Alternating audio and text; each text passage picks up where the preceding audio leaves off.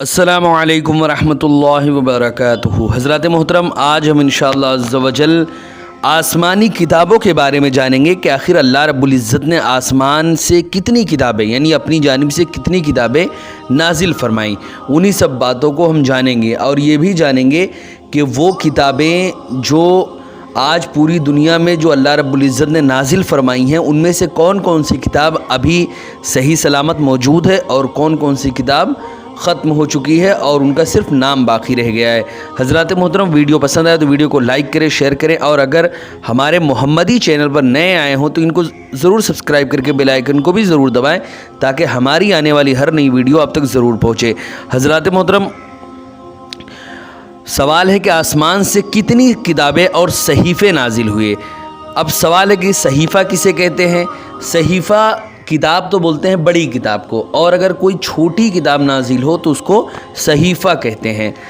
سوال ہے کہ آسمان سے کتنی کتابیں اور صحیفے نازل ہوئے، تو اس کا جواب ہے کہ 4 مقدس کتابیں اور 100 صحیفے نازل ہوئے، یعنی 104 کتابیں پوری نازل ہوئیں، جن میں سے 4 تو کتابیں ہیں اور 100 جو ہے یہ چھوٹی کتابیں یعنی جن کو صحیفے کہتے ہیں نازل ہوئی ہیں اللہ کی جانب سے۔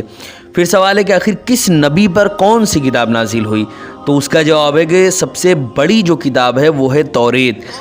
سب سے اپنی ضخامت میں، اپنے حجم میں، ہر معاملے میں جو سب سے بڑی تھی اس زمانے میں وہ ہے توریت، جو حضرت موسیٰ علیہ السلام پر نازل ہوئی۔ اس کے بعد دوسری جو کتاب ہے وہ ہے زبور، جو حضرت داؤد علیہ السلام پر نازل ہوئی۔ پھر اس کے بعد ہے انجیل، جو حضرت عیسیٰ علیہ السلام پر نازل ہوئی۔ اس کے بعد جو آخری کتاب ہے جس کا نام ہے قرآن، جو حضور رسول اکرم صلی اللہ علیہ وسلم پر نازل ہوئی۔ ان میں توریت ہی ایک ایسی کتاب ہے جو سب سے زیادہ بڑی کتاب تھی، لیکن عظمت و رفعت اور مقام و مرتبہ میں دیکھے تو ساری کتابوں کی سردار قرآن مقدس ہے، جو ہمارے حضور رسول اکرم صلی اللہ علیہ وسلم پر اللہ نے نازل فرمایا۔ پھر اس کے بعد سوال ہے کہ کس نبی پر کتنے صحیفے نازل ہوئے، تو اس کا جواب ہے کہ حضرت آدم علیہ السلام پر 10 صحیفے، حضرت ابراہیم علیہ السلام پر بھی 10 صحیفے، حضرت ادریس علیہ السلام پر 30 صحیفے، اور حضرت شیس علیہ السلام پر پورے 50 صحیفے نازل ہوئے۔ پھر اس کے بعد سوال ہے کہ توریت شریف کس تاریخ میں نازل ہوئی۔ آخر ہر ایک کتاب کی اترنے کا ایک وقت ہے، جیسے کہ آپ لوگوں کو معلوم ہے کہ پہلے زمانے میں جتنی بھی کتابیں یا صحیفے نازل ہوئے وہ حالات کے تحت نہیں نازل ہوتے تھے، وہ نبیوں کے اوپر ایک ہی بار میں وہ پوری کتاب یا صحیفے نازل ہو جاتے تھے، پھر وہ اسی کے تحت اپنی قوم کو عمل کرنے کی ترغیب دیتے تھے۔ لیکن قرآن مقدس ایک ایسی کتاب ہے جس کو اللہ رب العزت نے حضور صلی اللہ علیہ وسلم پر پورا 23 سال، یعنی جب حضور صلی اللہ علیہ وسلم پر پہلی وحی نازل ہوئی تب سے لے کر آپ کے آخری عمر تک وہ قرآن مقدس نازل ہوتا رہا، جیسے جیسے حالات پیش ہیں، جیسے جیسے وہ دور کی جو ضرورت تھی اس کے مطابق اللہ رب العزت نے قرآن مقدس کی وہ آیتیں نازل فرمائی، اور وہی پوری قرآن بعد میں اکٹھا کر کے پوری قرآن کا وجود ہوا۔ حضرات محترم، پھر اس کے بعد سوال ہے کہ آخر توریت شریف کس تاریخ میں نازل ہوئی، تو اس کا جواب ہے کہ 6 رمضان کو نازل ہوئی، ایک ہی بار میں نازل ہو گئی ہے 6 رمضان کو۔ پھر اس کے بعد سوال ہے کہ یہ توریت آخر کس زبان میں نازل ہوئی تھی، تو آپ کو میں بتا دوں زبان جتنی آج ہم جانتے ہیں اس کے علاوہ بھی ہزاروں ہزار زبانیں موجود ہیں جن کو ہم جانتے ہی نہیں ہیں۔ انہی میں سے ایک زبان کا نام ہے سریانی زبان، اسی زبان میں توریت شریف نازل ہوئی تھی۔ پھر سوال ہے کہ توریت شریف میں کتنی سورتیں موجود تھی، تو اس کا جواب ہے کہ پوری توریت میں 1000 سورتیں موجود تھی۔ اپنی قرآن میں تو 114 سورتیں موجود ہیں، لیکن توریت میں پوری 1000 سورتیں تھیں، اور ہر سورت میں 1000 آیتیں موجود تھیں۔ یہ توریت کی اتنی بڑی کتاب تھی توریت۔ پھر سوال ہے کہ توریت شریف کی ضخامت کیا تھی، تو اس کا جواب ہے یعنی کتنی بھاری تھی وہ، تو اس کا جواب ہے کہ توریت جو ہے وہ 70 اونٹوں کے بوجھ کے برابر تھی۔ اس کے ایک جز یعنی ایک پارٹ کی جو اس کی تلاوت ہے، اس کو جو پڑھا جاتا تھا وہ 1 سال میں مکمل ہوتی تھی، یعنی اگر اس کے ایک پارٹ کو پڑھا جاتا تھا تو تقریباً 1 سال لگتے تھے، اتنی بڑی وہ کتاب تھی۔ پھر سوال ہے کہ کتنے ایسے حضرات ہیں، کتنے ایسے لوگ ہیں جنہوں نے توریت شریف کو یاد بھی کر لیا، جو توریت کے حافظ ہوئے ہیں۔ قرآن مقدس کا یہ معجزہ ہے کہ اللہ رب العزت بچے بچے کے ذہن و دماغ میں قرآن مقدس کو یاد کرا دیتا ہے، اس کے بچوں کے ذہن میں بھی اللہ رب العزت قرآن کو یاد پیوست کر دیتا ہے۔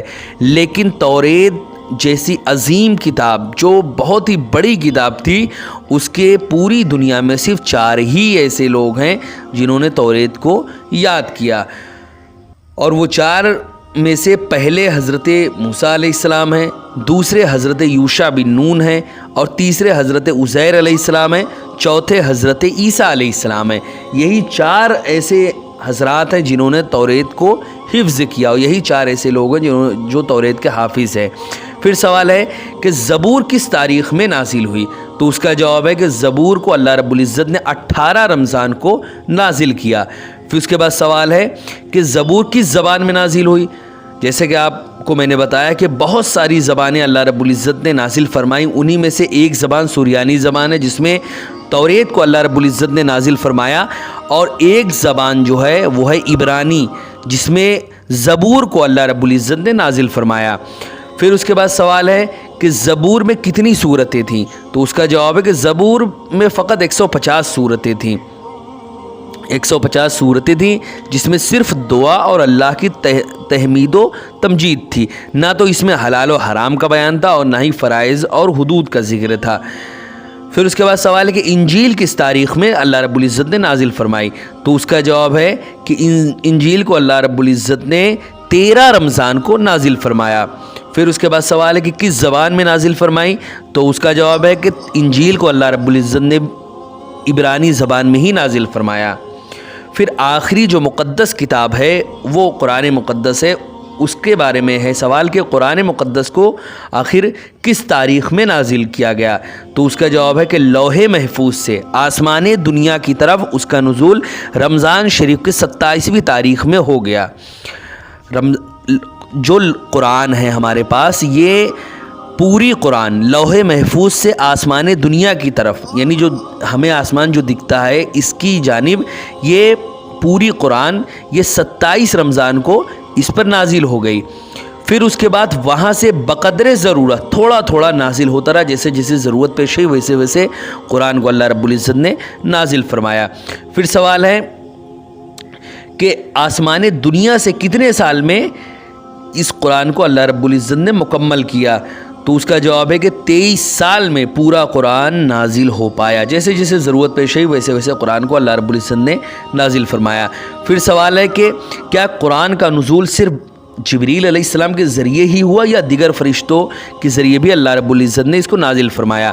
تو اس کا جواب ہے کہ صرف حضرت جبریل علیہ السلام کے ذریعے ہی قرآن کو نازل فرمایا، دوسرا کوئی بھی فرشتہ قرآن کو لے کر نہیں اترا۔ حضرات محترم، یہ چند باتیں تھیں جو کتابوں کے متعلق ہم نے ابھی جانی، جس میں ہم نے توریت، انجیل، زبور اور قرآن مقدس کے بارے میں جانا کہ وہ کن پر نازل ہوئی، کس تاریخ کو نازل ہوئی، اس کی اندر کیا کیا موجود تھا، چند باتیں ہم نے جانی۔ اس کے بعد بھی انشاءاللہ عز و جل ہم دوسرے پارٹ میں قرآن مقدس اور ساری کتابوں کے بارے میں مزید چند باتیں جانیں گے۔ اس پارٹ میں بس اتنا ہی۔ ویڈیو پسند آئے تو ویڈیو کو لائک کریں، شیئر کریں، اور اگر ہمارے محمدی چینل پر نئے آئے ہوں تو اس کو ضرور سبسکرائب کر کے بیل آئیکن کو بھی ضرور دبائیں تاکہ ہماری آنے والی ہر نئی ویڈیو آپ تک ضرور پہنچے۔ آپ سے گزارش ہے کہ ہمارے چینل پر جتنی بھی ویڈیوز ہیں زیادہ سے زیادہ اس کو اپنے واٹس ایپ کے ہر نمبر اور ہر گروپ میں شیئر کریں تاکہ اللہ رسول کا پیغام ہر ایک تک پہنچے اور ثواب جاریہ کی صورت میں قیامت تک آپ کو اس کا ثواب ملتا رہے۔ السلام علیکم ورحمۃ اللہ وبرکاتہ۔